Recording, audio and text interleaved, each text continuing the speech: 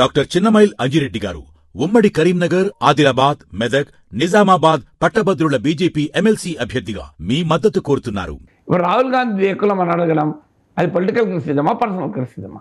అది పొలిటికల్. రాహుల్ గాంధీ ఏ కులం అంతో సంబంధం ఏంటి? రాహుల్ గాంధీ భారతీయుడు. రాహుల్ గాంధీ ఎవరంటే దేశం కోసం ప్రాణాలు అర్పించిన రాజీవ్ గాంధీ కొడుకు. రాజీవ్ గాంధీ విధానాల మీద చాలాసార్లు నేను విమర్శించాను. కానీ రాజీవ్ గాంధీ తీవ్రవాదుల చేతుల్లో చనిపోయిన ఒక దేశ ప్రధాని కొడుకు. రాహుల్ గాంధీ ఈ దేశం కోసం ప్రాణాలు అర్పించిన ఒక ప్రధానమంత్రి మనవడు. ఇది కావాలా, ఆయన ఏ కులం కావాలా అని మీకు? ఇందిరాగాంధీ ఎమర్జెన్సీని తీవ్రంగా విమర్శిస్తాను ఇప్పటికీ కూడా.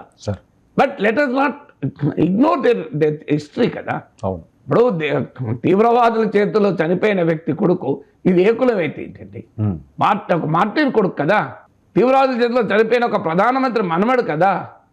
అది సరిపోదా నీకు? కులం కావాలా?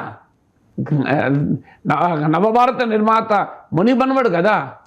స్వాతంత్రం కోసం నెహ్రూ పోరాడలేదా? మీరు కాదని మీరు అనండి.